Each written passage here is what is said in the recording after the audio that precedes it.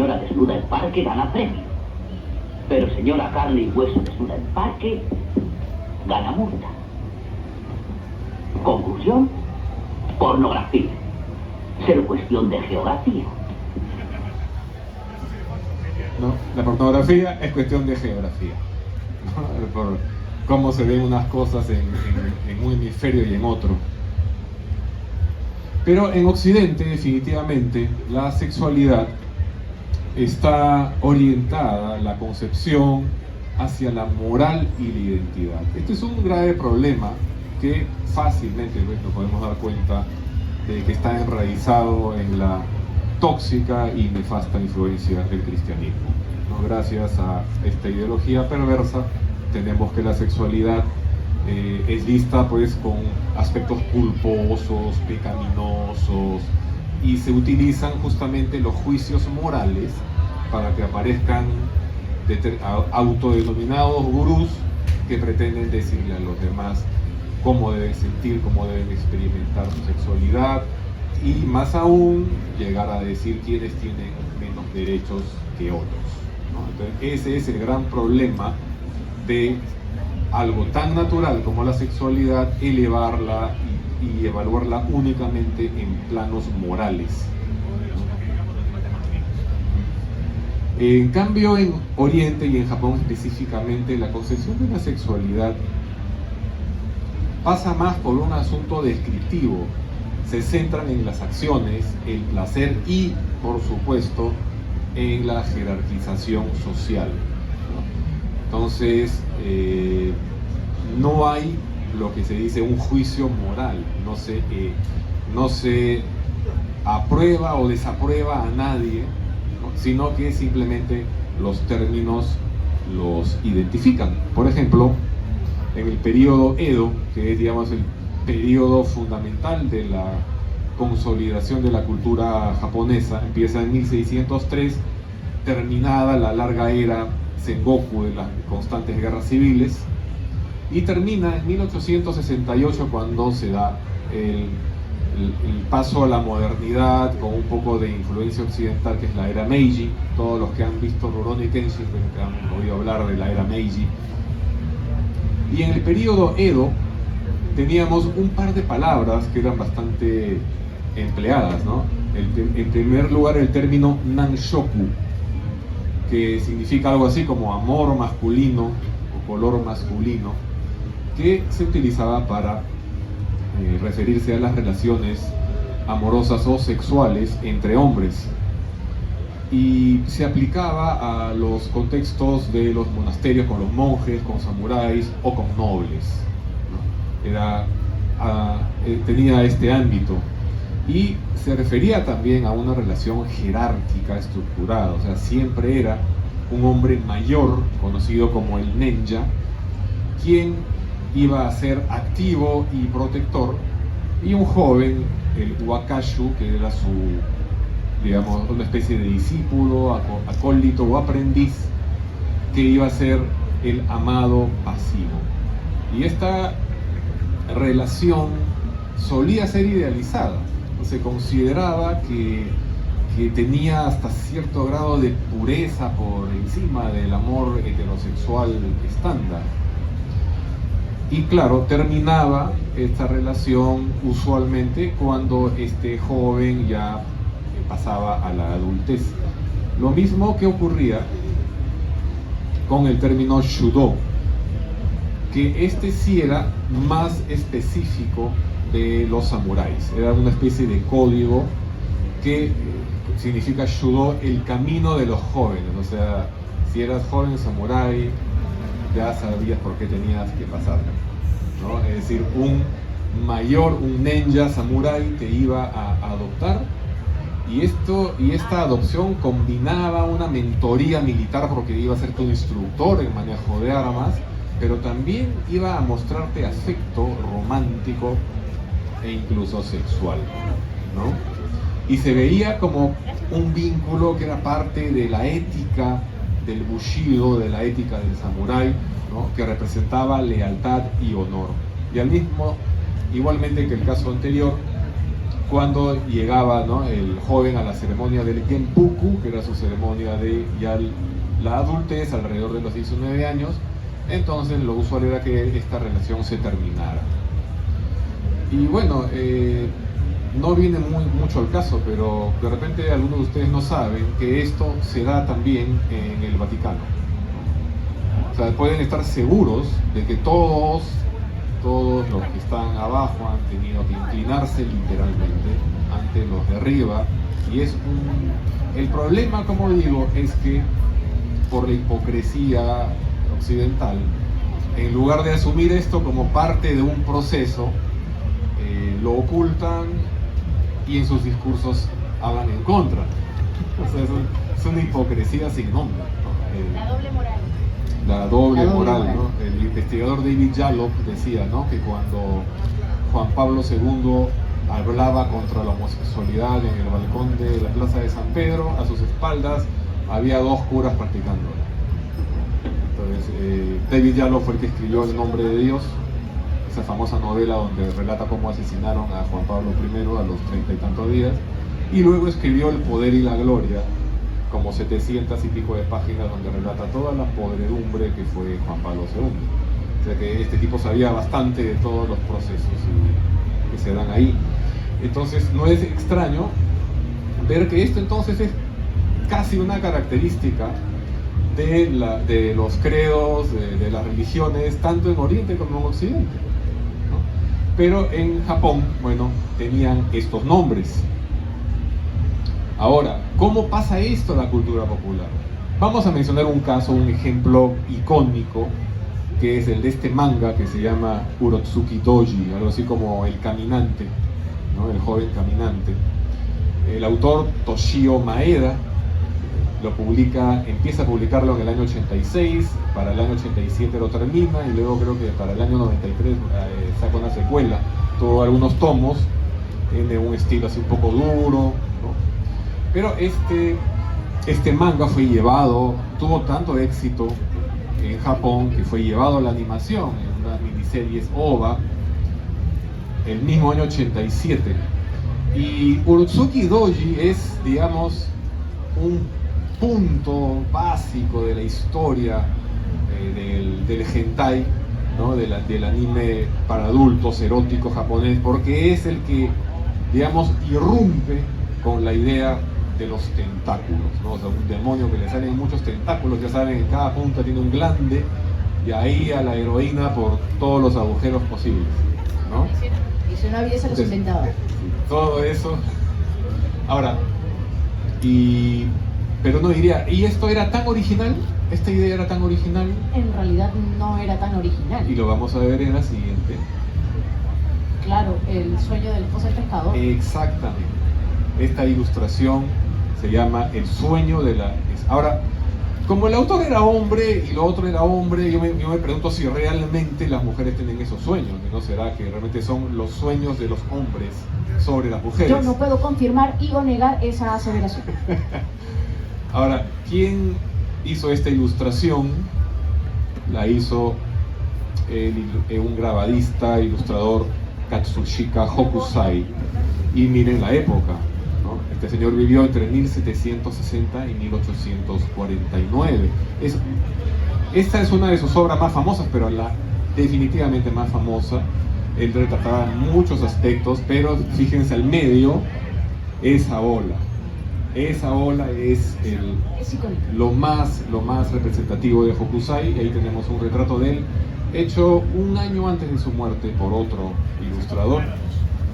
Así que, como les decía, no tenemos al final más que entender que también en la cultura popular empiezan a transitar todos los tropos, los temas y las tradiciones que vienen de mucho antes. De hecho, si me permites acotar, hay una película que se llama The Handmaiden, que es una película coreana en la cual citan muchos de estos artes, y entre ellos está también cuentos eróticos como La piel del lagarto, Chicas vendiendo lencería, que son cuentos populares eróticos que se comercializaban en la época Edo.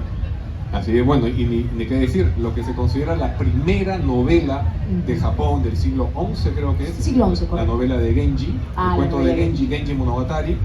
es un relato de las aventuras eróticas de este personaje. Exactamente. O sea, la primera novela en Japón es una novela erótica, ¿no? La sexualidad forma parte de nuestra vida, sin ir muy lejos.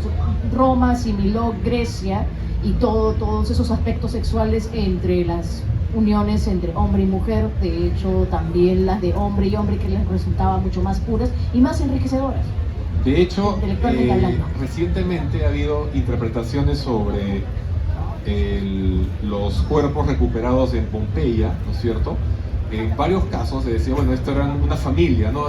El hombre, era el hombre, su esposa y su hijo, ¿no? Era un grupo de 3. Y han descubierto que el hombre era una criada y era un criado, el otro el niño. El tema de los eunucos también es bastante popular en estas novelas eróticas. Así es. Entonces, vemos pues que el erotismo trasciende pues todas las culturas humanas, pero cómo se empieza a filtrar en la cultura popular, en el manga y el anime. ¿Por qué? Por lo que acabamos de ver. Es una sociedad que es muchísimo más tolerante con todas estas manifestaciones eróticas. Y tenemos, por supuesto, un momento icónico, ¿no? Este es un hito en todo este tránsito de lo erótico, lo sensual y lo para muchos criticable en el manga. Esto llega por cortesía del estudio Gainax y fue conocido como el Gainax Bounce, el rebote Gainax.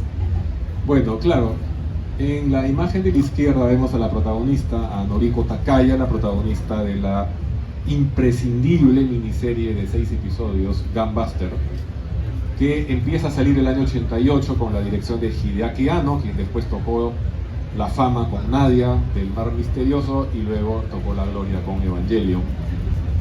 Y esta es una miniserie que terminó de salir el año 89, tiene uno de los mejores finales que se han hecho.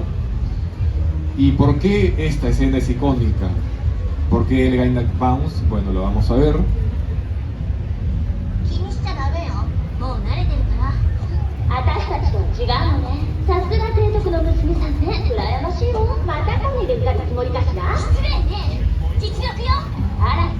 Bueno, imposible dejar de ver esa escena, ¿no es cierto? Lo podemos repetir, ¿no? En la repetición está el gusto. Sí.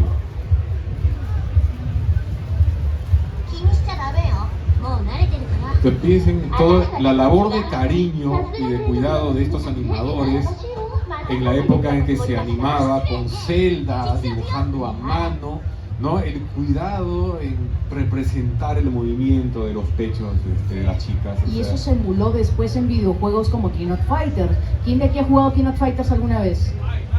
Con Mai, correcto. Y si no se acuerdan, cuando terminabas a un personaje femenino con un finisher o un movimiento de desesperación, aparte del boing, tenías también que se les quitaba la ropa, se les rasgaba la ropa. Lo cual fue censurado cuando trajeron el juego a Estados Unidos. Ah, claro, eso sí. Y justamente después ya tocaremos lo de la censura, que es un tema, por supuesto, que va unido al tema del erotismo. Así es. Ahora, claro, el año 92 tenemos otro hito en el anime, ¿no? Porque definitivamente, a pesar de que no era la primera vez que en el manga había personajes con inclinaciones lésbicas, en el manga, de hecho, de Sailor Moon es mucho más explícito. Pero el hecho de que llegara esta representación a una serie mainstream, ¿no es cierto? Porque Sailor Moon durante los años 90 fue uno de los grandes éxitos comerciales de la compañía Toei. Entonces, aquí por supuesto, pues sacaban chispas, ¿no? Cada vez que salían en pantalla, ¿no? Haruka y Michiru. El doblaje las hizo primas. Lo cual lo hacía Claro, peor. en el doblaje se aplicaba la censura. Creo que había una escena de las guerreras mágicas. Hablas de la escena del Onsen, Claro, que estaban discutiendo por qué los pechos de Hikaru eran demasiado pequeños en comparación a las demás, ¿no? A las de Caldina. Claro, eso era el diálogo original. Claro. En el doblaje creo que estaban hablando de quién tenía más talento. Exactamente. Bueno, es otra manera de también decirlo, ¿no? Las chicas tenemos nuestro talento también de diferentes tamaños y formas.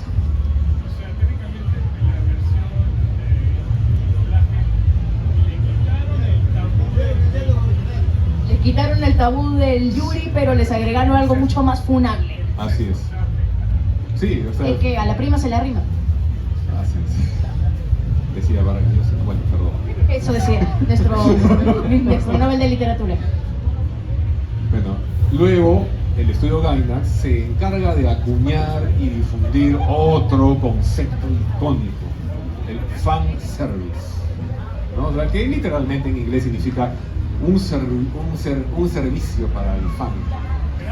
Ahora, ¿por qué? ¿No? Esto lo hemos expresado de una manera ya muy refinada y bien descarada en Evangelion.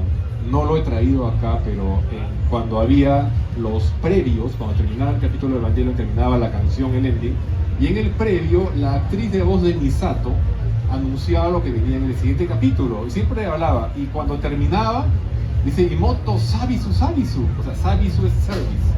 O sea, ella estaba diciendo, el próximo capítulo va a haber más fanservice, ¿no? Y lo tenemos, por ejemplo, en el capítulo 1 de Evangelion, tenemos la escena cuando Misato recoge a Shinji y ella luego ve sus binoculares y se da cuenta de que la Fuerza Aérea se va, y significa que van a lanzar una bomba N2 y que tienen que cubrirse.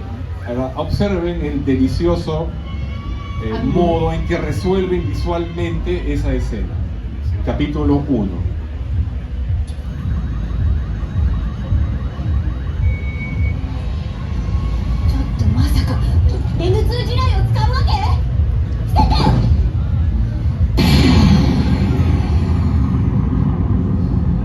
Entonces, esto nos da una pista de por qué se llama fanservice. Porque escenas en el anime en que el protagonista varón se ganaba con que una chica se le levantaba la falda, o la veía por atrás, o le veía el escote, eso era muy común, pero eso no es fanservice.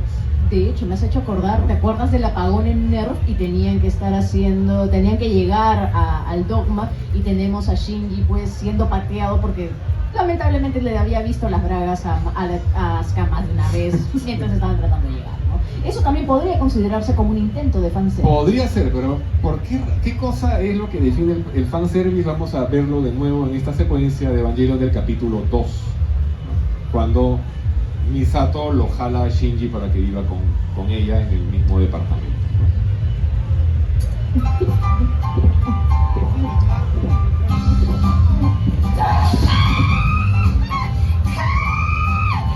やっぱ人生この時のために生きてるようなもんやね。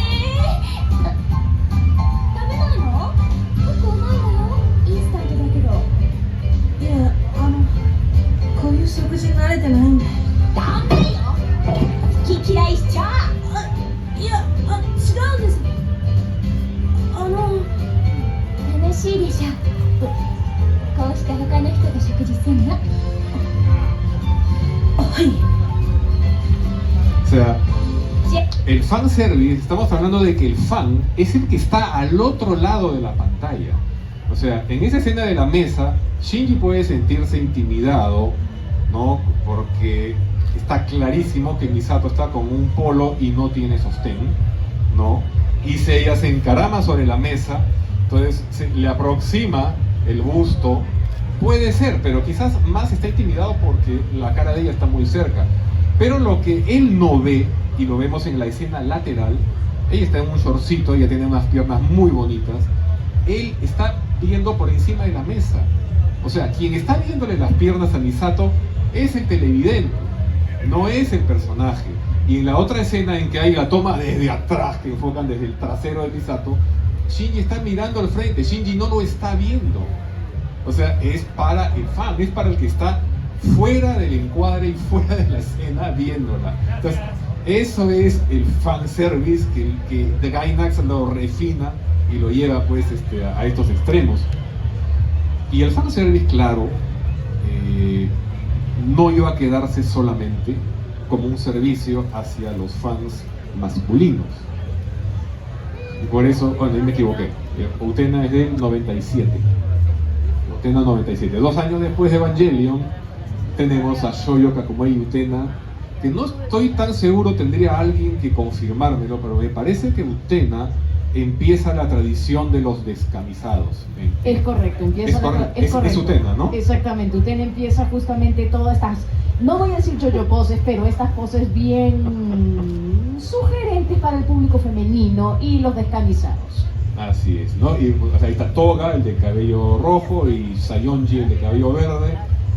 Mírenlos, ¿no? Ahí y a veces había una escena en que ellos dos estaban en un lugar que era bien alto del consejo estudiantil, se veía todo el panorama, o sea, era un lugar altísimo, corría el viento y estaban con la camisa abierta y el viento. Es que es el dramatismo que también es parte de la sexualidad, también el dramatismo, estas poses. Te recuerdo que la mayoría de veces que ellos salían así era porque Aki les estaba sacando fotografías y él también se metía a la foto. Así es, ¿no? Entonces, Utena era un fanservice también para las chicas, a pesar de que también las chicas eran muy guapas, ¿no? En realidad, yo diría que los varones eran los que destacaban más en las poses extrañas y sugerentes, ¿no? Y claro, ha habido muchísimos personajes en el anime, o sea, hay páginas y páginas que pueden encontrar en internet, cada página, cada autor pone su ranking de mejores personajes LGBT, ¿no? Creo que ahí tenemos Yuri on Ice, ¿no? Al centro. Luego está ¿cómo se llama? Churico, no me acuerdo, el de Fushigi Yugi. Fushigi Yugi, sí. ¿No? Está bueno. Oscar. Está Oscar y está Utena que acabamos de ver. Pero hay muchísimos más personajes que tienen pues otra orientación sexual. Y en algunos casos se utiliza como un comic relief, ¿no? Se utiliza como un elemento de comedia, pero a veces es una parte muy central de la trama, ¿no? ¿Banana Fish lo han animado alguna vez? Sí, Banana Fish ¿no? lo han Una película animado. creo que hubo, ¿no? Exactamente. Ahora, si quieres hablar un ejemplo muy marcado, ¿quién se acuerda de Sailor Marionette Jane? Había el personaje de Mitsurugi Hanagata. Que, la voz la hacía Takehito Koyasu, claro. tenía un vozarrón, ¿no? Exactamente. Pero yo me acuerdo de las líneas en latino. El amor entre hombres es normal, Otaru. Y él se lo recordaba cada rato, ¿no? Era abiertamente homosexual cuando se trataba de Otaru y era el alivio cómico de Sailor Marionette. Así es. Hay otros casos en los que es, digamos, parte de la trama, es diferente. ¿Qué parte de la trama? ¿No? Y es un tema que va a seguir, pero ahora vamos a ver aspectos más específicos, ¿no? Tengo el gusto de haber convocado y que hayan aceptado, tenemos a Elizabeth Peláez, ella es literata, pero ella ha estado investigando mucho tiempo todos estos conceptos que para unos, lo mencioné al inicio, que para muchos les llama la atención esto de que hay estas mujeres que tienen pecho y todo, pero son bien chiquitas, que parecen niñas. Entonces toda esta moda de las lolis. Entonces, ¿qué cosa implica todo este concepto? Vamos aquí con la palabra de la especialista. Creo que hay otro PPT, ¿no? Bueno, gracias primero Iván por invitarme al Día del Cómic, primera vez que estoy como panelista. Y de hecho tenía otro PDF que era más sobre el tema de la moda Lolita, pero viendo que les interesa el Lolicón, me estaba haciendo una idea de cómo ya Iván había introducido un poco este concepto y dije, bueno, voy a usar mi PPT sobre el Lolicón que hice hace tiempo para... Cuando trabajaba en una empresa llamada Satori que hacía clases también de cultura japonesa pero online, así que lo traje. Brevemente, porque es un PPT muy largo, pero voy a intentar hablar de algunos puntos que me parece importante. Intentaré no ser muy académica, yo soy literata y siempre me cuesta no citar autores, poner página y todo eso, pero intentaré, en todo caso, en este PPT seguramente hay citas porque ya es de un trabajo pasado, pero lo explicaré de forma coloquial para que se pueda entender o para hacer como que, digamos, match con el público. Descuida, para eso te apoyo yo, que gracias Iván por invitarme, soy Ale Romero de Estación Anime, conductora y productora, y también hablo abiertamente de la censura y el hentai, porque es necesario que la gente sepa que eso es parte de nuestra cultura. Ha sido desde los guacos eróticos hasta Hokusai, hay un universo que se tiene que explorar. Bueno, gracias. Te voy a explorar después, descuida. Bueno, en todo caso voy a ir pasando los PPTs que no me parezcan que son tan ahorita relevantes y hablando de algunos... Ah, ya, esta parte no, porque era más no académico, eso tampoco. Ah, ya, esta parte que me parece interesante, ¿no? Cuando estaba preguntándome yo, Porque hay mucha gente que confunde, ¿no? A la lolita, de la fashion lolita, la moda lolita originaria de Japón, con el concepto de la loli, ¿no? ¿Por qué? Porque hay fans que usan ambos términos. Dicen lolita para hablar tanto de la moda, como lolita para hablar del personaje de ficción, de estas series que pueden ser el hentai, el género pornográfico, o de series ecchi de corte erótico, dentro del espectro del manga y el anime, ¿no? Entonces, yo siempre me preguntaba, cuando investigaba este tema, ¿por qué? O sea, ¿cómo hacer conceptualmente para no confundir a la lolita, ¿no? Con la loli, ¿no? Entonces, por eso me hice este gráfico, para primero yo explicarme y luego contárselo a la gente de Satori, ¿no? Por ejemplo, ahí el personaje que está para el lado izquierdo, ¿no? Con el traje del vestidito rosadito, bueno, para mi lado izquierdo, ese sería la lolita, es decir, esta chica que puede ser japonesa o ya no, porque esa moda ya es transnacional. Hoy en día es una moda que está en Europa, está en Perú, está en Asia, en todo el mundo, ¿no?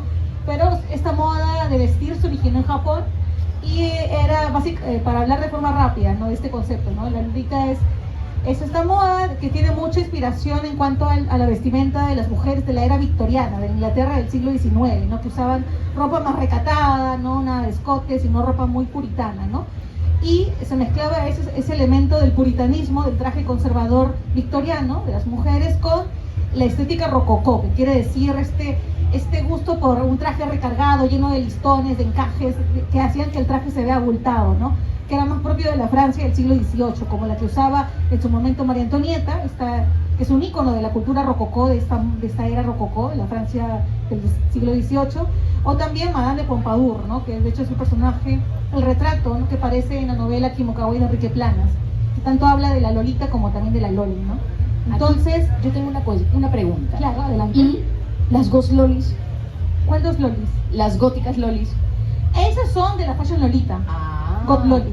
No hay que confundirlos. No confundan, no es que sea una chica loli, ¿no? del género anime que se viste como gótica, no, sino que es dentro del espectro de la moda lolita. Es tan amplia que hay moda lolita gótica, variante más sweet, variante más campestre o vintage, y el God loli, se escribe el God loli porque es una abreviación, ¿no? Del gothic, lolita, ¿no? El fashion gothic, ¿no? Lolita y todo eso. Pero buena pregunta, sí. Entonces, para resumir, lolita es, claro, cuando yo pienso, al menos en mi cabeza como ya japonóloga autodidacta, yo pienso en lolita y pienso en la moda japonesa, que tiene influencias de la moda victoriana, rococó, y un toque de moda kawaii japonesa, porque también la moda lolita bebe mucho de todo el espectro del shoujo, ¿no? Y cómo los personajes shoujo se vestían de forma muy kawaii, con vestidos muy evocando a Ana de las Tejas Verdes, evocando a Alicia en el País de las Maravillas, en versión anime, muy shoujo ochentero, con personajes femeninos huérfanos y muy kawaiis, ¿no? Digamos que también ha asimilado un poquito la cultura Harajuku, ¿no? También, Harajuku. Entonces, esa es la diferencia, eso es lo que hace a la lolita, ¿no? Que es básicamente esta vestimenta, ¿no? Esta moda de vestir que tiene estos elementos, ¿no? Tanto de origen europeo como también el elemento cute de la moda japonesa, de la estética japonesa propia, ¿no? De la era contemporánea ya nipona, ¿no? Entonces, eso es lolita, para mí. Luego, la chica loli, que sería la del centro, Sagiri Izumi, bueno, para mi juicio, que es este personaje, el anime Eromanga Sensei, que es esta puber, por así decirlo, ¿no? Que en secreto, ¿no? Dibuja ¿no? Esta serie de... No recuerdo si eran dibujos o era en sí manga erótico. Era doujinshis, primero empezó con doujinshis. Primero eran doujinshis, perdona que ya no me acordaba, hace tiempo que no lo vi. Doujinshis, y se vuelve famosa porque justo los publica, no sé si es conocida en el medio, ¿no? De los amateurs, ¿no? De este género, ¿no?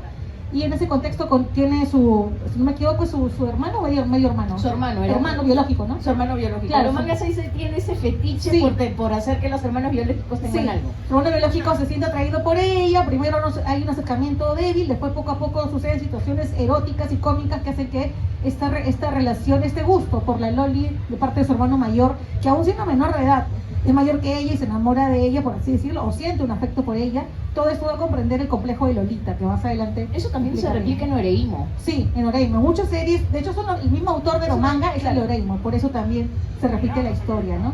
Sí. Entonces aquí Izumi sería, resumiendo, una chica loli, porque ese es un personaje ficticio del manga y luego del anime que se proyectó, que puede ser una niña, una puber o una mujer adulta, pero con rasgos físicos infantiles, ¿no? Y una personalidad infantil que a su vez la infantiliza más, la hace ver más como una niña, ¿no? Entonces, ese sería, ¿no? Este personaje infantil o pseudo infantil que justamente atrae por su ternura a un sujeto mayor de edad que ella.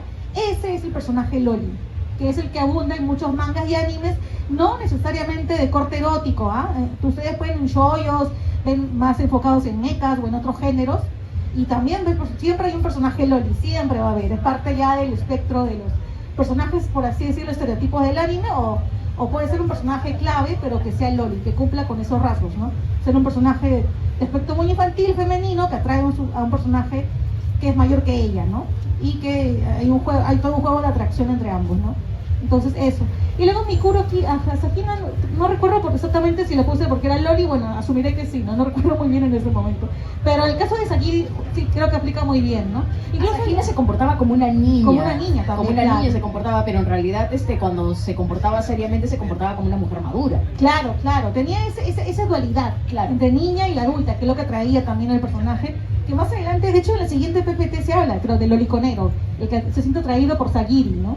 Aquí pongo Loli Estrella porque en su momento fue popular en redes, todo el mundo decía, quiero mi almohadita, ¿cómo le dicen a las almohadas? Las dakimakuras. Dakimakura de Sagiri, estaba con ropa interior, todo el mundo compraba en internet, por eso yo dije, bueno, y me gustó en ese momento el anime, más que Oreimo, y dije, me gusta porque ha hecho realidad mi fantasía, ¿no? Yo siempre quería hacer anime erótico cuando era más chibola, me sentí como una loli, ¿no? Dije, mira, yo también quiero, por eso me gustó el personaje, porque me sentí proyectada en el hecho de que hizo realidad este sueño de las muchas chicas de hacer erotismo sin censura, bueno, entre comillas, sin censura al comienzo, escondidas, pero luego ya va mostrando ese lado pervertido y el chico, su hermano que está enamorado de ella, acepta esa perversión y eso es lo que la atrae y hace que se acerquen más.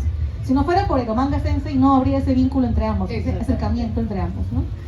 Así que bueno, eso por ahora, Sagiri Izumi, la loli estrella según mi juicio, y ahí está el loliconero, ¿no? Su hermano, que no recuerdo si puse el nombre o no lo puse, qué raro.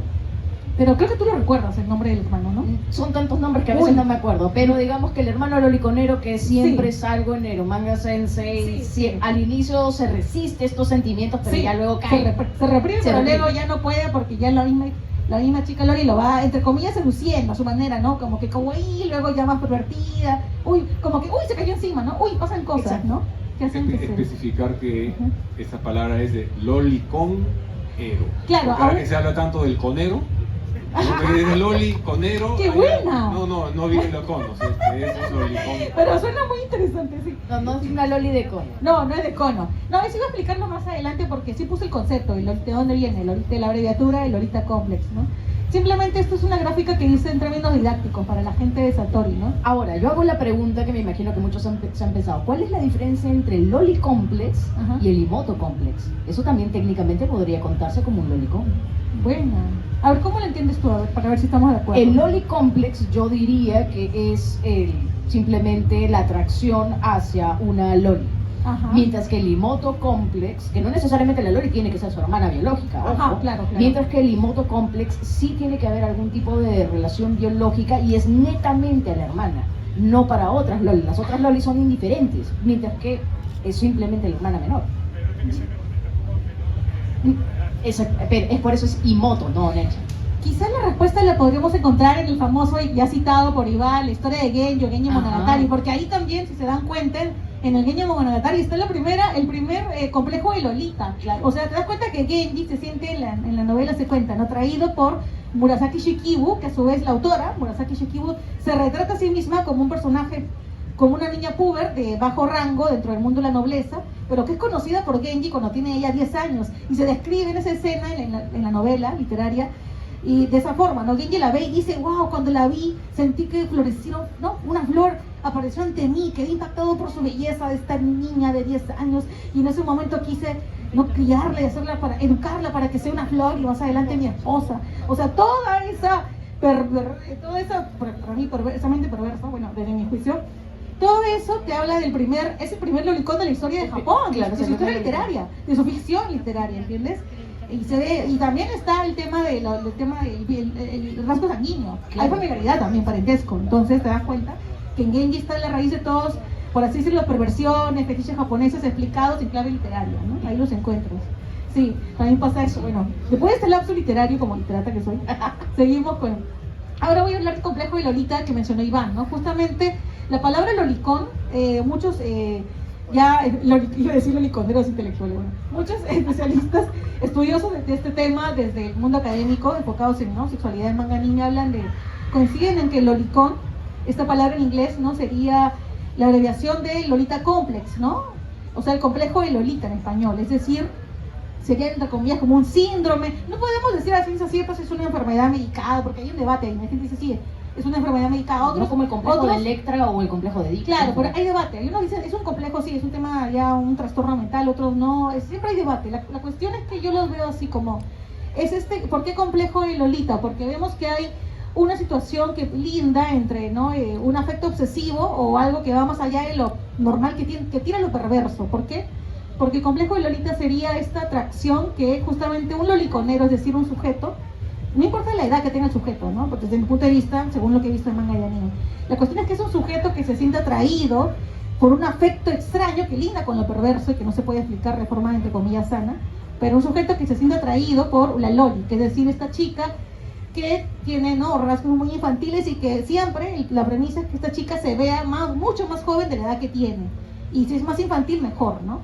Entonces esa es la loli. Entonces el loliconero es el sujeto que se siente atraído por esta, ¿no?, chica de aspecto mucho más infantil que su edad biológica, y que justamente esa infantilidad, esa ternura que proyecta, ya sea físicamente o a nivel de personalidad, es esa ternura, ¿no?, esa dulzura, esa infantilidad de esta chica lo que lo atrae y lo que genera este complejo de Lolita, ¿no?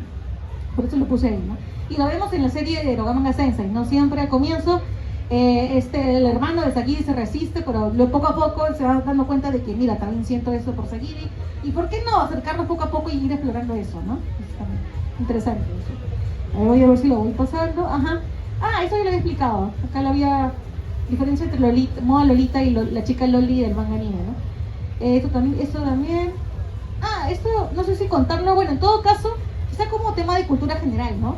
Como cuando hablamos contigo en interno, ¿no? Claro. La novela Naomi de Yonichiro Tanizaki, que es una novela escrita por este escritor japonés y está ambientada en la década de los años 30, ¿no? 1930, digámoslo así. Y donde también ves, es como una no repetición diría, pero es como una modernización, por así decirlo, de la historia de Genji en tanto loliconero, en tanto reflejo de su complejo de Lolita. ¿Por qué? Porque en esta novela Naomi es una japonesa de aspecto euroasiático, o sea, se ve asiática y europea, y además es una menor de edad, ¿no? Cuando la conoce el protagonista de la novela, que es un hombre ya adulto, que si no mal recuerdo tendría 40 años o más, la conoce en un bar porque era una chica que trabajaba ahí porque era muy pobre y sus padres prácticamente se la regalaron a él para que la cuide, se la vendieron prácticamente por dinero. Y el tipo dice que, ¿no?, su aspecto también le fascinó tanto que se quedó tan impactado por su belleza puberil o adolescente, mejor dicho, que dijo, la voy a educar para hacerla mi esposa. O sea, igual que Genji, solo que en la era moderna de Japón. El mismo patrón, se repite el mismo patrón del loliconero, solo que en una era, entre comillas, del Japón más moderno de los años 30, ¿no? Que teóricamente ya debería tener ciertos regulamientos, pero en realidad no los hubo hasta que empezó la censura, ¿no? Claro, y tú ves, y la novela, a mí me quedé traumada porque yo leí la versión traducida por Ediciones Ciruela, y ahí el tipo te cuenta, ¿no? Así como Genji, el tipo te cuenta, hoy día Naomi ha crecido tal cantidad ha crecido tantos centímetros, su cabello se ha puesto así, o sea, te describe paso a paso cómo la chica va madurando físicamente y emocionalmente hasta convertirse en mujer adulta. Y él como que está obsesionado con eso, te cuenta, ¿no? Anota su crecimiento, anota todo lo que aprende en el día, prácticamente es como si fuera una muñeca, ¿no? Que él va controlando para que crezca según su ideal, su fantasía, según él, para que sea la esposa ideal para él, cuando sea adulta, entre comillas. Porque claro, vive con ella, la cuida, la educa, pero entre comillas no la toca sexualmente hablando hasta que sea una mujer adulta. Aunque en la realidad en la novela ella le es infiel, la engaña y nunca se cumple su deseo ni de que sea la esposa ideal para él, ni se convierte, ni siquiera llegan a tener relaciones sexuales, si no me equivoco, ¿no? Porque ella se revela cuando crece, lo abandona. Entonces toda la fantasía que él había creado de que ella iba a ser su esposa ideal y que le iba a querer como él quería, le iba a dar el afecto que quería, de forma muy loliconesca, nunca se cumple, ¿no? Entonces, un caso interesante. Un caso bastante interesante. Sí, es como el sufrimiento de este romántico loliconero, pero ya moderno, ¿no? La peor pesadilla de un loliconero. La peor pesadilla, que mi loli nunca crece para mí, ¿no? Nunca me va a dar el afecto que yo quiero. Exactamente. Pobrecito, pobre su waifu, bueno. Digo, pobre él, porque le perdió su waifu. Bueno, ya, entonces creo que esta parte sí, ya quedó bien explicada. Y simplemente también había puesto, hablando de ukiyo-es, justo este caso de este quillón muy bonito según yo, de Kitagawa Utamaro, ¿no? Lo titula en español como Amantes de la pijama de la almohada, ¿no? Algo así, ¿no? No, perdón, Amantes del poema de la almohada, no estoy leyendo mal, ¿no? Que es un quillón muy famoso también de corte erótico, si no me equivoco, de género de shunga, ¿no? Donde vemos ahí a los amantes y se ve, ¿no? Como, entre comillas, entre sugerente y explícito es este juego, entre mostrar, ¿no? Mostrarnos a través de esa pintura, ¿no? El acto sexual, ¿no? Interesantísimo, es una pintura muy también conocida, ¿no? Uno que yo muy conocido, una estampa de un mundo flotante, pero enfocada en el tema del shuya, del arte erótico, ¿no? Y esto lo puse, y este fue el tema brevemente de las leyes, ¿no? Que mencionó Iván, ¿no? Que, entre comillas, ¿no? Siempre, claro, cuando estaba toda esta época de la era del shunga, no había prohibición, se podía mostrar genitales, ¿no? A medida que retrocedes en la historia de Japón, a medida que retrocedes y vas a Japón premoderno, todavía no estaba el tema de la censura en el sentido occidental, ¿no? De la moral que luego impediría que se vean, que se dibujen explícitamente el vello púbico y la zona genital masculina y femenina, ¿no? Entonces, digamos que un poquito la censura y la cufatería religiosa llega cuando los monjes franciscanos empiezan a llegar a Japón, ¿no? Todo este movimiento cristiano empieza a llegar a Japón y poco a poco se van asimilando ciertas costumbres, ¿no? Ya sabemos el caso de Amakusa Shiroto Kisada, que fue perseguido por sus creencias religiosas, y poco a poco se empezaron pues con los temas de la censura. ¿Quién se acuerda? La misma censura de la iglesia con respecto a las estatuas, a los gelitán de las estatuas, con la famosa hojita, la mutilación al David, pobrecito, se le hizo más chiquito, pero al final, bueno, se volvieron, entre comillas, a la normalidad todas esas estatuas. Incluso, claro, y eso también en el Japón de la era Meiji, ¿no? Cuando ya empieza la restauración imperial de Japón, entre 1868 y 1912, creo, si no me equivoco, donde Japón también, como otros países de Occidente y de incluso Latinoamérica, quiere mostrarse al mundo y a las potencias como un país moderno, tiene también que fingir, enmascararse y fingir que somos modernos en el sentido también de adoptar el puritanismo que nos quieren imponer igual, ¿no? A los cristianos y otros adeptos, ¿no? Entonces también tienen que por fuera buscar adoptar esas leyes, pero sabemos que ellos siempre han sido buenos sacándole la vuelta a la ley, ¿no? La válvula de escape en Japón siempre ha sido de creatividad muy grande, porque si se dan cuenta, siempre que han visto un tema de censura, cuando ves una escena en la que, claro, por ejemplo hay un pulpo que después le quiere introducir, ¿no? Claro. El tentáculo de la chica, ponen en el medio, entre el tentáculo y el órgano femenino, ponen una zanahoria, ¿no? Una frutita, para que no se note como que en sí la vagina del personaje, ¿no? Femenino. O también está el hecho de caricaturizar los genitales masculinos para evitar la censura. Exacto, eso se hizo mucho incluso del manga Lolicón de los 80, ¿no? O más adelante. Tú vas a ver personajes como, por ejemplo, la versión hentai de Minky Momo, esta chica mágica de los 80. Tú ves a Minky Momo desnuda y no se ve vello púbico, no se ve como una zona plana en la vagina, ¿no? Y ahí obviamente se puede usar eso para evadir la censura. Exactamente, pero después se pone un poquito más rigurosa la censura. Tengamos en cuenta que a partir de los 80 empieza el famoso pixelaje. Sí, exacto. Empieza el pixelaje de las zonas sobre todo femeninas, no tanto masculinas, ya llegando a los 90, sí empieza el pixelaje en zonas masculinas, y después Censura-chan ataca con ya no solamente el erotismo, sino que también con otros aspectos. ¿Cuántos hemos visto JoJo's Bizarre Adventure que saben que Yotaro fuma en algunas partes y Censura-chan ataca con su franja negra? O Sanji con su cigarro y lo cambiaron por un... Pero eso es for kids. También los personajes no tienen pezones.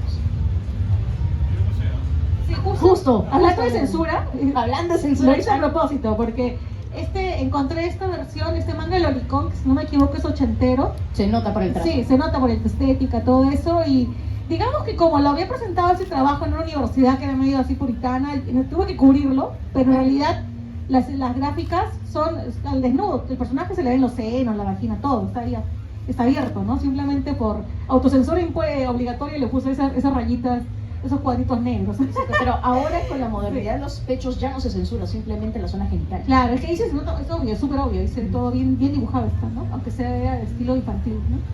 Bueno, quizás no venga mucho el caso, pero ahora que veo todas las bandas negras, que es el elemento famoso de la censura, si pueden, debe estar en YouTube, busquen un videoclip de este cantante solista que era el motor de los Talking Heads en los años 70, David Byrne, busquen un videoclip que se llama Toe Jam, Toe Jam, J-A-M, ¿no? Porque ese videoclip lo hace con un grupo de baile que todos en el inicio del videoclip se empiezan a quitar la ropa. Entonces todos se quitan la ropa, la tiran al piso y obviamente les ponen, ¿no? Las bandas negras, ¿no? En los genitales, en el pecho a las mujeres también. Pero lo divertido del videoclip es que los movimientos y el baile que hacen los bailarines desnudos lo hacen de tal manera que las bandas negras forman figuras. O sea, hacen arte con la censura. O sea, si ese videoclip lo vieras sin censura, no sería gracioso, no tendría sentido. Ahí el arte lo han hecho, o sea, le han dado la vuelta, ¿ya?, a las bandas negras. Es algo curioso de ver. No, ¿sabes qué me has hecho acordar? ¿Te acuerdas del libro de Madonna, donde ella sale desnuda justamente cerca del Empire State y tiene sus franjas negras nada más? Eso hoy fue cuando estaba promoviendo pues su Like a Virgin. Bueno, interesantes acotaciones y muy útiles, sí, tengo que ver ese video aquí. Bueno, justo está esta imagen y luego presento algo también que siempre me llamó la atención, ¿no? Porque siempre muchas personas me han preguntado, ¿y en qué se diferencia o qué tiene que ver el lolicón con la famosa Lolita de la novela del ruso, luego nacionalizado estadounidense Vladimir Nabokov, ¿no? ¿Cuál es el vínculo? ¿Hay una conexión directa? ¿Se inspira la Loli japonesa, se inspira en la Lolita nabokoniana, por así decirlo? Entonces me puse a investigar el tema, bueno, y yo diría que en tanto sí y no, o sea, no puedo afirmar que no el primer autor, ¿no?, por así decirlo, del personaje lolicón o los primeros, ¿no?, ejemplares están inspirados, ¿no?, en la Lolita Nabokov, pero sí hay coincidencias culturales que siempre pasan, eso sí es muy interesante, y con sus matices. Por ejemplo, la Lolita de Nabokov, claro, está bueno, puber, por así decirlo, ¿no?, de 12 años. Digamos que en el concepto hay una diferencia conceptual interesante, ¿no? En Occidente conocemos más, tenemos como referencia, ¿no? La mayoría seguramente piensa en Lolita y piensa en la de Nabokov, ¿sí o no? La mayoría, ¿ya ves? Lo primero que siempre me dicen, Nabokov, ¿no? Entonces, lo que algunos leí o tienen referencia en la novela, ¿no? La Lolita, según Occidente, la Lolita es una chica de carne y hueso que es una puber o adolescente que ella misma se erotiza, ella misma se sensualiza para atraer a un hombre mayor. Ya que ese es el concepto, la imagen que hemos creado a partir de los personajes Lolita de Nabokov y a partir de cómo Lolita seduce en la novela a Humbert, ¿no? Este tipo adulto, ya cuarentón, que era su profesor. ¿Sabes qué me has hecho acordar? Belleza Americana también. Exacto, también se inspiró en Lolita, dicen, ¿no? Sí. De Nabokov. Sí, muy bien. Si ustedes revisan la filmografía occidental, van a ver muchos casos de la Lolita de Nabokov, muchas referencias en muchas novelas, películas, un montón. Entonces, esa es la Lolita según Occidente, ¿no? Una adolescente que ella misma se erotiza para atraer a un tipo adulto, ¿no?, que le gusta. En cambio, la Loli, la chica Loli, según Japón, no es que la Loli necesariamente se erotice o quiera ser sensual para atraer. Hay casos como Kodomo no Jikan, ¿no? Sí, es cierto. Hay casos que son, bueno, no son digamos, los que predominan. Pero según Japón, generalmente el personaje de manga anime, el personaje Loli, por lo general suele ser un personaje más tierno, ¿no? Que inicialmente no está pensando en voy a seducir a ese tipo, Es inocente. ¿no? Es inocente, al menos al comienzo suele presentarse como un personaje inocente de mente, ¿no? Un personaje inocente que no busca erotizar de primera mano a un hombre que le gusta, ¿no? Es muy raro. Eso lo podemos ver en Sakura. Por ejemplo, claro, por eso que la chica Loli puede aparecer en un shoujo, en una serie destinada a un público femenino adolescente como Sakura.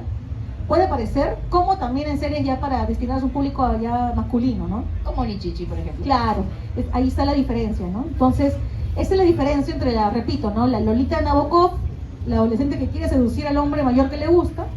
En cambio, la chica Loli japonesa más bien es una chica que se presenta como inocente, al menos de mente, de corazón y de mente, y que ya, según la trama y dependiendo del género de la trama, ya se va dando una situación de erotización involuntaria o ya consentida, dependiendo de la trama, ¿no? Me has hecho acordar de una ova de 3 episodios que se llama Tsukide, que cuenta diferentes historias de diferentes lolis, pero en diferentes tipos de situación. Una en la cual es inocente, otra en la cual sí quiere tener una relación incestuosa con su hermano, y otra que está consciente de su sexualidad y la explota, ¿no? Claro. Muy recomendado. Suki de Suki de Suki. Claro, yo creo que depende, quizá con las generaciones ha ido cambiando, ¿no? El Sí. concepto de chica loli ha ido evolucionando, por eso que Sagir es un caso interesante, porque es una loli que de frente te presenta como una loli pervertida, de frente ella misma dice cuando ya entre confianza, a mí me gusta dibujar, no temas eróticos, me gusta y encima quiero aprender poses sexuales para aprender a dibujar muy bien la escena erótica, ¿no? Y ella misma muestra eso a su Claro, hermano. me has hecho acordar, hay un personaje muy así del anime Seiko no Quasar, Ekaterina Kurare. Sí, me acordé. Uy, ese anime, Dios mío, me generó unos... No me vas a acordar de los clones de Eva Braun. Dios por mío, favor. cuando lo vi dije, ¿qué estoy viendo? Dios mío, creo que me estoy volviendo chico, ¿no? Suculencia. Eso tiene tanto Shota como Loli. Sí, pues uy, Shotacón, yo también tengo un tema ahí con el Shotacón. Tiene todo ahí. Sí, yo vi Seikon por el chico, por el niño. ¿Qué me pasa? Igual porque yo también, ¿qué me pasa? ¿Cómo me puedes sentir atraído por un... Pero bien que no niño? parpadeaste cuando viste ese anime. No lo digo. Bueno, sí, ahí vamos que también las mujeres tenemos un tema con el Shotacón también, ¿no? Y también con los... Tengo un tema ahí con los personajes... No se exhiba. Ah, ya, perdón. No se exhiba. Perdón, ya, eso es para otro tema. Bueno. Toma Carla Cia. Uy, no, ay, verdad el FBI, no. Pero es ficción. Bueno, yo como literata, Eso dice lo para a mí la como- gente de FBI asignado a revisar tu computadora. yo como literata, yo digo, para mí es ficción. Así que no vale. Para mí, en mi espectro de mental no vale. ¿no? Crítica literaria. Crítica literaria. Es crítica literaria. Es cultura. Claro, es cultura. Es para una tarea. Si leemos literatura colonial con corte erótico, ¿por qué no podemos ver este tipo, no? Otra. Muy Claro, para claro. un amigo me preguntó. Claro, si hay Ay, Coco está apuntando. Si hay yo sé. películas de Sor Juana Inés de la Cruz que dicen que es triple X y es noven, y apenas se dan un besito, imagínate. No me vas a acordar de toda la saga de películas que llevan por nombre Manuel, que también explotaba muchos tabús entre ellos. Película de monja que sugiere el lesbianismo, ojo. También. Y se ve, y lo vimos en la clase de literatura, ojo. Qué buena clase de literatura. Con Zanelli, la mejor Ah. profe de colonial. No me vas a acordar, yo estuve en colegio de monjas. Uy, no, ya fue. Bueno, volviendo al tema, ahí está la interesante relación y diferencia entre la Lolita occidental y la Loli de la ficción japonesa, ¿no? El manga y el anime, ¿no? Entonces, por ahora voy a pasar eso y luego tenemos otra imagen interesante, ¿no? Aquí quería ver cuáles son las similitudes y diferencias entre Alicia y el País de las Maravillas en la versión edulcorada de Disney, ¿no? Que salió hace ya varios años, y entre esta actriz, que no recuerdo el nombre, se me ha ido, no lo puse, perdón, la actriz que interpretó ya en los 90, ¿no? A la Lolita de Nabokov, la Claro. versión de película, ¿no? No me vas a acordar que también hay una ova hentai de Alicia en el País de las Sí, hay Maravillas. un montón, Elisa hay un montón de productos en el manga y anime, Sí. de todo corte, terror, erótico, todo. Por supuesto. Pero uno Bueno. también un poquito. Pero, sí, claro, pero bueno, también. Bueno, ahí está, ¿no? Vemos, claro, ambos son como que también pueden ser chicas púberes, ¿no? Que salen bueno, Alicia se ve más diseñada según la versión de Disney Sí. como más pura, ¿no? Más inocente. Podríamos decir que ambas fueron el objeto del deseo de dos Sí, personas mayores. claro. En el caso de Alicia es muy interesante, ¿por qué? Porque incluso los japoneses tienen una fascinación con Alicia en el País de las Maravillas, tanto los hombres como las mujeres. ¿Por qué? Porque si tú ves mucho shoujo, en el shoujo también Alicia, o en la moda Lolita misma, hay una obsesión en la moda Lolita por justamente retratar la imagen de Alicia. Se ha usado a Alicia hasta para hacer diseño de vestidos, ¿no? La marca Baby de Starshine Bright sacó una línea llamada Alice and the Pirates, Sí, me acuerdo. y ahí está netamente inspirado en el traje que usó Alicia según la novela victoriana, ¿no? Del siglo XIX, ¿no? Británica. ¿Y por qué Alicia? Porque justamente si me revisan la historia, ¿no? También Alicia, según historiadores, ¿no? Lewis Carroll, que es el seudónimo, ¿no? Del autor de Alicia en el País de las Maravillas, esta novela que se escribió en Inglaterra, bueno, en el siglo XIX, entra en la era victoriana, ¿no? En 1868, si no me equivoco, 1864. Ya, según los historiadores, ya, esta Alicia, supuestamente, bueno, como repito, Lewis Carroll se habría basado en una Alicia real que él conoció, que fotografiaba desnuda, porque era amigo de la familia, y según estos historiadores habría habido una relación allí prohibida entre esta Alicia real y entre Lewis Carroll, ¿no? Entre esta Alicia que él había usado para basarse en la novela, ¿no? Y que refleja esa obsesión que él tendía y que él sería un loliconero pero británico, ¿no? Y un loliconero victoriano, ¿no? Pero es lo mismo que dijeron de Degas y sus bailarinas. Sí, también. Solo que aún hay polémica. Hay gente que dice que no, otros sí, pero bueno, yo creo que yo tiendo a que sí. Entonces, por eso Alicia... Dominic Swan, si no me equivoco, Claro. la actriz. La actriz. Por eso que tanto Alicia se usa, o sea, que se ha usado para hacer muchas ficciones también con temática lolicón, o porque también es un referente, ¿no? Porque en la vida real incluso hay otakus que dicen que el primer loliconero fue Lewis Carroll, el primero del mundo británico, o al menos... Bueno, si hablamos de loliconeros, los primeros loliconeros tendrían que ser, se pelean entre los griegos y los romanos. Claro. No, o sea, el primer loliconero que vieron en Occidente, que no vieron en la referencia de Genji ni en nada de ellos, fue el primero que vieron de Occidente, es Lewis Carroll para muchos, incluso antes del personaje de Nabokov. Para muchos es Lewis Carroll. Interesante concepto. Claro. En cambio, el shoujo lo usa más Alicia para hacer un personaje más kawaii, tierno, que refleje esos valores, ¿no? Y que si a ese personaje le atrae un hombre adulto o viceversa, ya es otra cosa, ¿no? Depende de la trama, ¿no? Entonces, yo diría eso, ¿no? Como tú dijiste, ¿no? Ambos, hay cierta ternura en el diseño de ambos, pero también ambos atraen a sujetos adultos, ¿no? Tanto la Alicia real como la Lolita de Nabokov, de su ficción literaria, ¿no? Entonces, y ahí está, bueno, Yonde también, ese es un ejemplo de un manga de Shinji Wada del año 1970, si no me equivoco, donde se ve es como una parodia, ¿no? Una versión paródica donde aparece Alicia, dice Alicia que se cae en un campo de cola, algo así, y es como que paródica, pero también hay cierto erotismo, ¿no? Se juega con la comedia y el erotismo para que sea más suave de digerir, y para que la gente del momento de esa época no le choque mucho ver a una Alicia que puede ser cómica, pero también puede tener actitudes que lindan con lo erótico, ¿no? Claro, un opuesto sería Midori, la niña de las camelias. Claro, también, sí, también, buen ejemplo, muy bueno, muy bueno. Uy, Dios mío, eso ya es uno... Y ahí está la imagen de la foto en la que aparentemente Lewis Carroll besando a Alicia. No sé si, no está bueno, depende. No está confirmado. No está confirmado, pero aparentemente es una foto que confirmaría ese romance, ¿no? Y ahora, nunca le cayó. ¿Por qué nunca le cayó la 1? Porque en la época victoriana, un dato de cultura general, era común retratar a niños desnudos. Era parte de la cultura de la época. Por eso que los padres de la Alicia real, de carne y hueso, no le parecía raro que este hombre vaya a su casa, que su hija le tome fotos semidesnudo, desnuda, porque decían que los retratos de niños desnudos eran angelicales. Claro. Exaltaban pureza, según el concepto victoriano de la infancia. Era pureza. Te Por recuerdo eso que también a los 14 años ya se les consideraba a las niñas para poder casarse. Sí, por eso es que no se veía mal y por eso es que Alicia, esta relación entre ellos no fue por su padre mal vista. En contrario, la promulgaban, ¿no? Dicen, ay, anda, que te enseña. Anda, y ven. Anda con el señor que te quiere mucho. Exactamente. Bueno, ok. Mucho, demasiado, bueno. Aparentemente. Bueno, y está... ¿por qué puse? También el personaje Lolicones en otra serie, ¿no? En el castillo de Cagliostro, porque la chica es menor, si no me equivoco, ¿no? Que Lucy. Me haces acordar esa referencia a la Loli en JoJo's Bizarre Adventure en Stardust Crusaders, la que Claro. quería con Yotaro en el barco que se hizo pasar de niño. ¡Ay, sí! De todo ahí.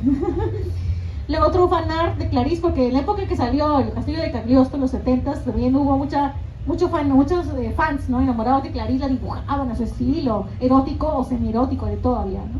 Por eso ahí le puse como Clarice la hada mágica, ¿no? Y bueno, ¿qué más hay acá? Suma Hideo, que es como que el padre, muchos lo consideran el padre del lolicón, dentro del manga y el género manga especialmente, ¿no? ¿Por qué? Porque era el que primero que dibujó este personaje con líneas infantiles, ¿no? Con trazos que hacían ver sus cuerpos infantiles, muy kawaii, pero siempre con el tema del erotismo presente, ¿no? Porque son chicas loli, igual, ¿no? Ahí están sus obras, Sibel, muy conocida de él, el año 75, donde se ve una versión de Caperucita, pero loli y obviamente hecha con un corte erótico, ¿no? Ahí está la loli, la Caperucita, pero versión ya loli, para ya un concepto más de loliconero, ¿no? Sí, el Caperucita, pero para consumo y loliconero de los años 70. Ahí está. Bien, ahí está. Bueno, los japoneses han pensado en todo, de todo han hecho, ¿no? No hay nada que se les escape. Bueno, me sorprendería encontrar muchas cosas funables de la época. Uy, eso era súper pedido, era todo el mundo popular, ¿sí ven? Y Nanako, que es otro personaje de Hideo, que también era otra chica loli, ¿no? También. Yo creo que sí, ahí está, más grande, ¿no? Sibel del año 75, se dan cuenta ahí en esa historia, en la gráfica, en la viñeta inferior, ahí se encuentra con una especie de zarigüeya, no recuerdo si es una lombriz, zarigüeya, pero ya saben, la niña está como mostrando sus partes íntimas, y luego la zarigüeya en otra escena se va a introducir, ¿no? En las partes íntimas, ¿no? Y ahí está el goce que siente el espectador, ¿no? El loliconero. Bueno. Me has hecho acordar de una ova también, que es Marin-chan, que hay un concepto similar pero con una tortuga. Y hay un conocedor. todo tipo de animales se han usado, tortugas, lombrices, frutas, zanahorias, ¿no? Tentáculos de pulpo, tentáculos de demonio. Y esa imagen está sin censura, Slams. mira, sin censura está ahí, para el consumo de todo el mundo ya. No, ¿sabes qué me has hecho acordar? Ya que estamos llegando a la época de los 80s, Ujú. Fairy Dust, con sus ovas de Cream Lemon Escalation, donde había un montón de ovas netamente de lolis. Wow, ese cirujana. No, sus historias eran bastante intrincadas, tenían muy buena trama, tenías la típica historia de Cream Lemon Escalation en el colegio de monjas, Ah, un clásico, el colegio un de clásico, monjas. la atracción de la chica por su hermano mayor, Uy, otro clásico. la doble personalidad de la chica Loli, que al final por la magia un hechicero lo hizo, su parte negativa tiene el cuerpo de una mujer madura, Uy, qué novedad. muy buenos, ya saben, otros temas bastante fundables, entre ellos la violencia, un poquito de westerns y demás. Si no me equivoco, en Creamy Mami, ¿no? También Creamy estaba Mami. esa dualidad entre la niña, que cuando obtiene el poder mágico de la Majo Shoyo, se convierte en una mujer ya, ¿no? Adulta, en sentido Exacto. corporal de la palabra, ¿no? Exactamente. Bueno, también tenemos Utea, que también explota esa Sí. dualidad, ¿no? Wow. Todos los fans de los de Creamy Mami han estado contentos ya con esa transformación. Bueno, ahí está, vamos a ver si hay un poco más, o si no para irme ya, ya voy a terminar solo para resaltar esta parte. Estaba buscando cuál es un OVA o algún anime Lolicon canon, ¿no? ¿Cuál fue el primero que salió o como que de los primeros referentes? Ahí encontré este Deberíamos caso. preguntarle al público cuáles son sus claro. animes loli favoritos, si es que Claro, alguno tiene alguno. acá deben conocer ya desde los 70, clásicos ya deben conocer. O algunos modernos también. Algunos, si quieren modernos también, modernos, posmodernos. Claro, un poco de todo, es que Acá hay un poco de todo. Ahí con Coco estábamos hablando, ya que vamos a entrar al tema de la censura y hablar un poquito de lo que es el ecchi y el hentai conmigo. Yo les hago aquí la pregunta, ¿cuántos aquí han visto el ecchi o algún anime ecchi y cuántos han visto hentai? Levanten la mano, acá nadie va a juzgarlos. sin censura, por favor, no se cohiban. Por favor, señores. Muy bien, muy Ay, bien. Coco, muy bien. La estás Ya, apuntando, ¿no? La sinceridad ante todo. La sinceridad ante todo. Me Hombres, encanta. hombres de cultura. Claro. ¿Quién ha visto hentai y no conoce el anime? Pues? Por supuesto. Está más lleno de gente. Y yo voy a empezar con una fuerte. ¿Alguien se acuerda de la boda de Meso Forte? Por supuesto. Y Kaito también. Todas estas ovas hentai, empezamos con el padre del hentai con tentáculos, Urutsuki Doji, que después eventualmente llevó a ovas como que tenían justamente todos esos temas sobrenaturales o con alienígenas. Alien of Darkness, Angel of Darkness, School of Darkness. Si tenía Darkness al final, era buena. Ustedes ya lo saben. Bible Black es ya más centrado a los 2000. Exactamente, porque al inicio, estamos hablando del hentai de los 80s, llegado para los 90s, era basado en trabajos independientes o después se llevaban a lo que era manga. Pero Cool Devices también era muy bueno y tocaba temas muy tabús, entre ellos el abuso de sustancias, abuso a menores, etc. No estoy hablando de Tinko. Pero llegando ya a los 2000 está el boom de las novelas gráficas. Estamos hablando de Bible Black, Discipline, estamos hablando de otros tipos de ovas. ¿Quién se acuerda de School Days? Y todos sus finales. Makoto es mi pastor, nada me faltará, las waifus siempre abundarán. A menos que te corten la cabeza y Kotonoha te haga la infalible prueba de embarazo, ¿no? Pero empezó todo este boom de las novelas. Si queremos irnos a novelas ya hoy, también hay novelas gráficas ya hoy, no las consumo, pero hay una en particular que es Sono Hanabira. Sono Hanabira tuvo su adaptación al anime, una ova nada más, estamos hablando del 2012, pero a lo largo del tiempo ha tenido 2 entregas. Es una de las entregas más longevas en cuanto a novelas gráficas eróticas se refiere. Y también, por supuesto, está toda la línea que sigue con Viper GTS, que también le hicieron una ova, 3 ovas, para ser sincera. Y aquí es donde atacamos la censura. ¿Cuántos han visto Bible Black sin censura? Biblia Negra. Claro, es uno de los pocos hentai que no tiene censura. Es que allí también hay que considerar algo. En la época dorada de Sugoi, que conocía bastante gente que importaba, entonces los que compraban hentai de Japón,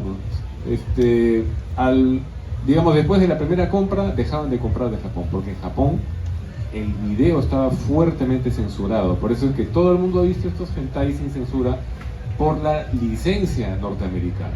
En Estados Unidos les decían, no hermano, aquí no juega eso. Así que los japoneses les vendían los videos sin la censura. Entonces aquí ya la gente culta y sensible, amante del hentai, compraba de frente los videos norteamericanos, que aparte de ser más baratos, estaban sin censura. VHS, es cierto, es muy cierto, pero después eso cambió con las leyes de regulación estadounidenses y ahora sí se tenía que tener una censura y es ahí donde entra el famoso pixelaje. Esas ovas que nosotros vimos sin censura pasaron nuevamente a formato DVD o formato Blu-ray para el disfrute de la gente, pero ya venían con censura. Y uno que otro corte, por ejemplo, en Viper GTS, si tú comparas la versión japonesa con la versión estadounidense, hay muchas partes, sobre todo en Los Ángeles, que venían con sorpresa, que están cortadas. Muchos de los gemidos estuvieron censurados, los dejaban como partes en blanco y solamente ponían música de fondo. Eso también cuenta como una censura. De hecho, hay muchas ovas loli que también sufrieron algunos recortes de censura. Por ejemplo, en la versión estadounidense de Tsukide hay muchas partes y muchos diálogos cambiados para poder suavizar un poco la trama y no darle ese tema tan tabú a lo que es el incesto entre hermana menor, hermano mayor, el deseo incestuoso del hermano mayor con la hermana menor y viceversa. Entonces, ya llegamos a lo que es las décadas, ¿no? En los 80s y los 90s el hentai tenía trama. Llegados a los 2000, el hentai todavía tenía un poco de trama. Y ya entramos de los 2010 para adelante. ¿El hentai tiene trama o es simplemente el acto sexual disfrazado de una trama? ¿Ustedes qué opinan?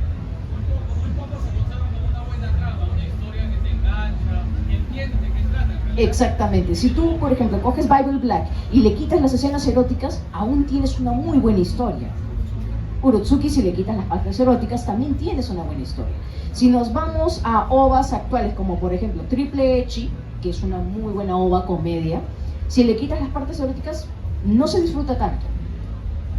De hecho, perdón, esta obra que has mencionado, Mezzo Forte, también era, creo que era un policial de acción de la patada, pero creo que tenía 2 minutos de sexo recontra explícito. 5, ¿no? Ya. Se los quitaron y los sacaron para sin restricciones al público en general y funcionaba sin ningún problema.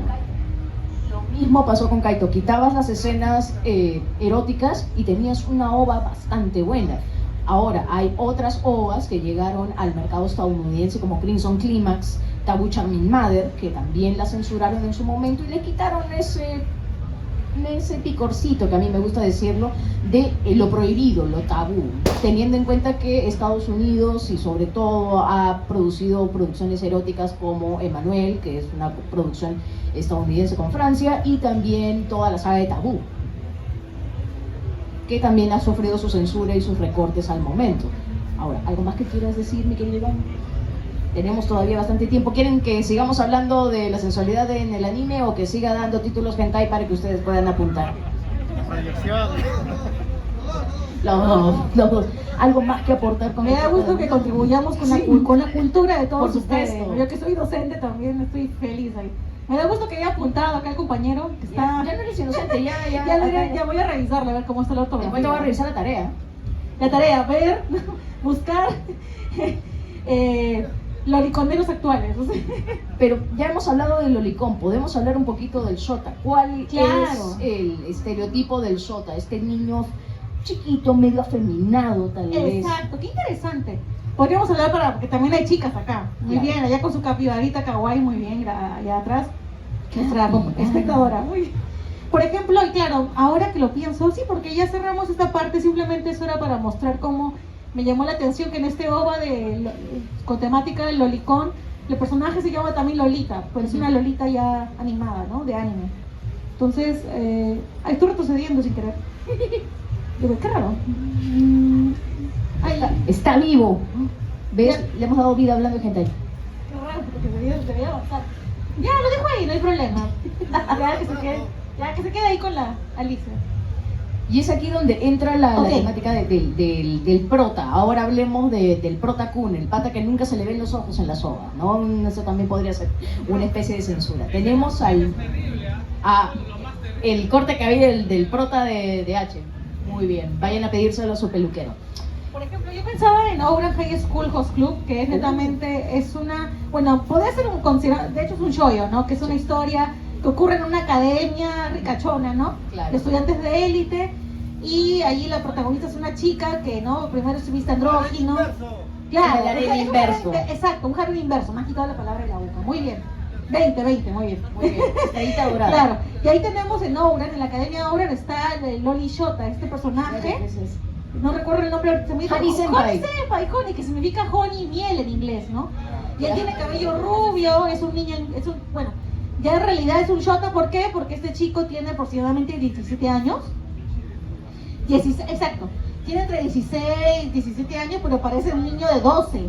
Todo flaquito, bajito. Y para colmo, adorable. con su conejo. Con su conejo, súper kawaii, que anda siempre así, hablando como niño, como que, ¡ay, Haruchan! ¡Haruchan! ¿Te gusta mi conejito? Bésalo. Vamos a comer dulces. Vamos a comer. Medio creepy ahora, ¿no? Sí, bien. Vamos a comer dulces.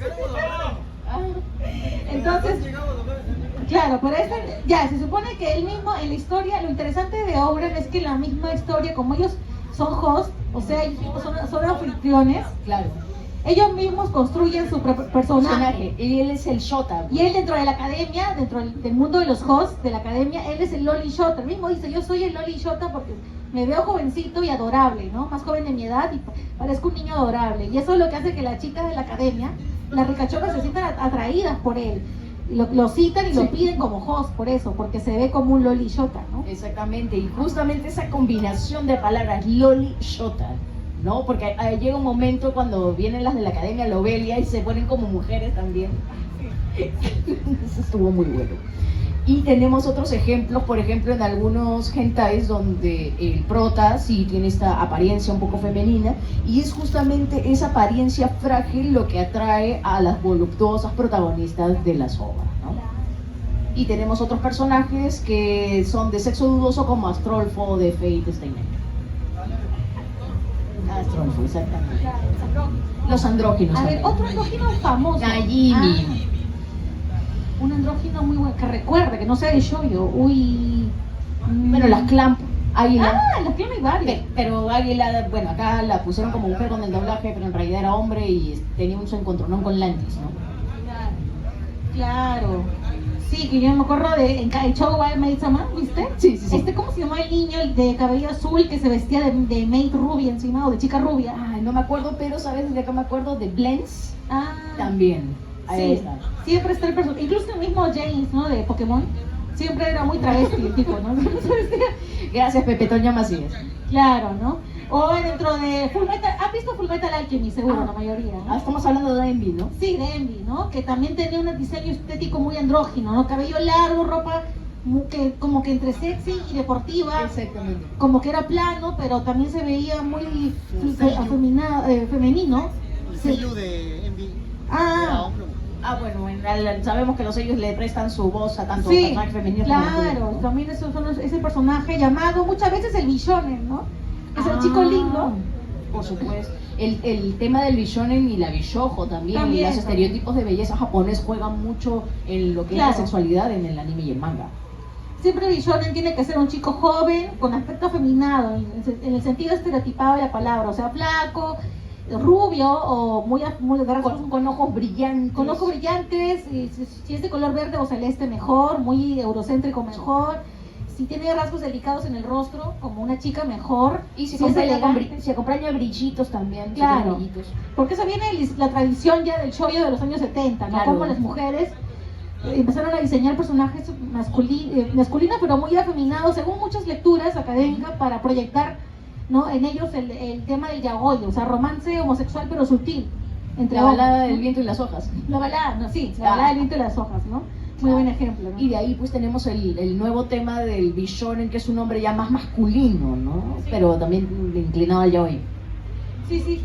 O pienso en Banana Fish, ¿no? Banana. Un tema interesante. Yo tenía miedo de verla porque dije, yo no soy muy fan del yaoi, no sé si vale la pena invertir mi tiempo viendo esta serie. Y le Pero invertí, valió la pena porque me gané con una historia ambientada en un Nueva York ochentero, Claro. en la época de las pandillas extranjeras, ¿no? Que empiezan a dominar la zona, y hay violencia, hay mafia. Y es una trama muy interesante, es como un policial gringo, pero hecho animación japonesa, o sea, muy bueno.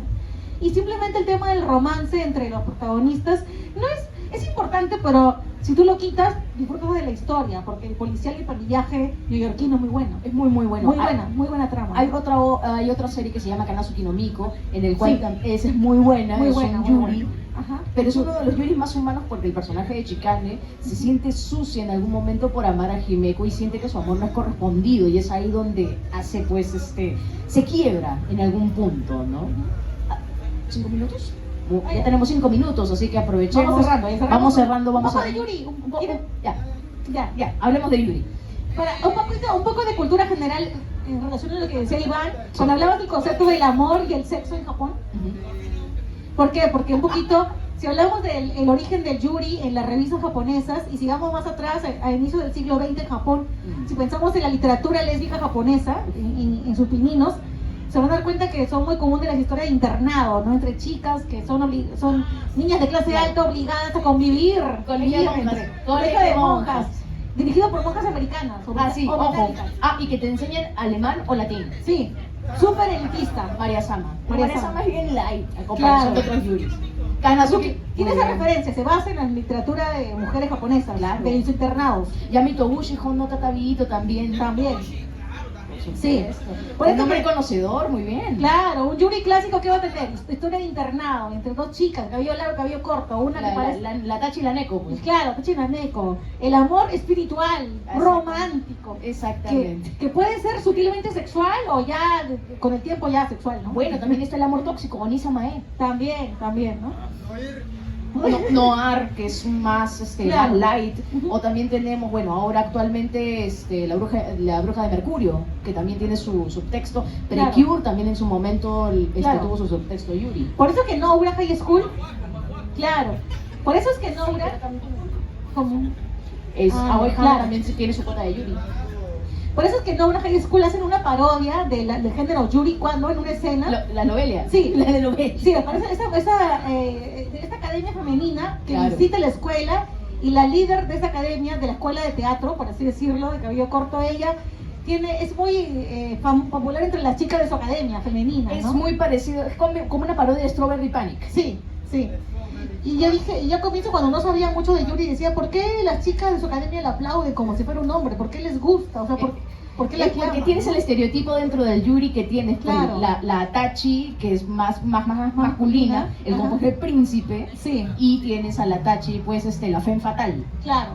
Y ahí vi la dinámica de cómo funciona en el Yuri, ¿no? Siempre está este personaje más masculino que atrae a los femeninos y que ves como una relación romántica que muy sutil, ¿no? Muy sutil, muy delicada, muy de época victoriana. Exactamente, acá hay sentimiento, ¿no? Vemos cómo se desarrolla la relación sin llegar no siempre a lo físico. Si llega a lo físico, bacán, ¿no? Claro.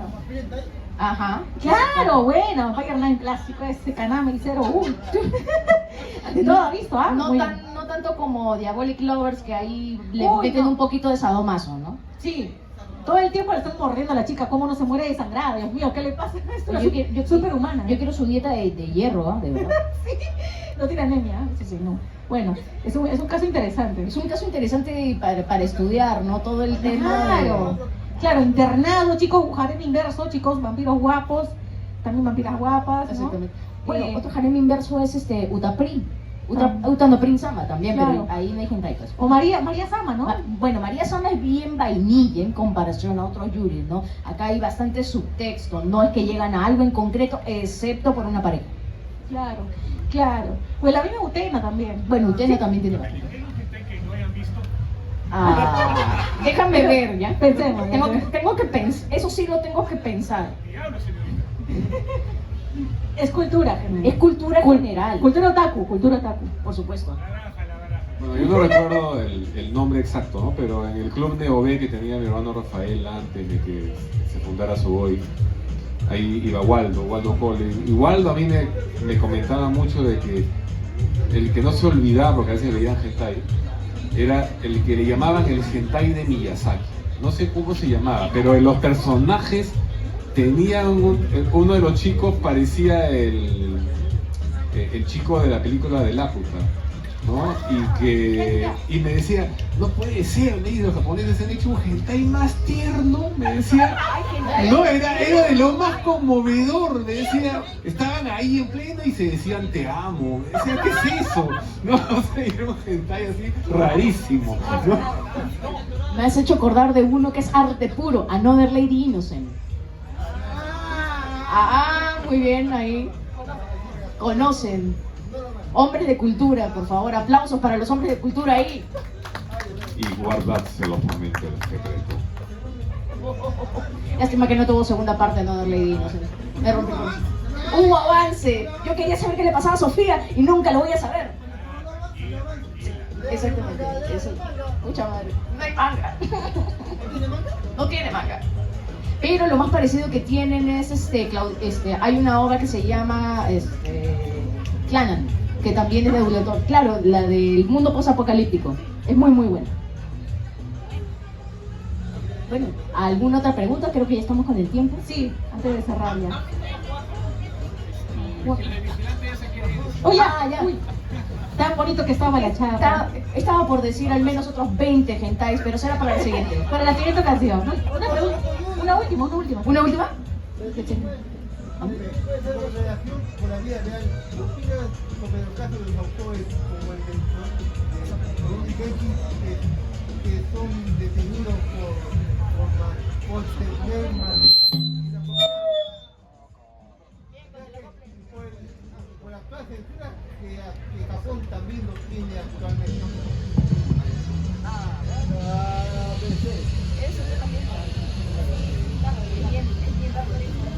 Bueno, lo que sucede es que los japoneses son muy quisquillosos con el tema de la imagen pública.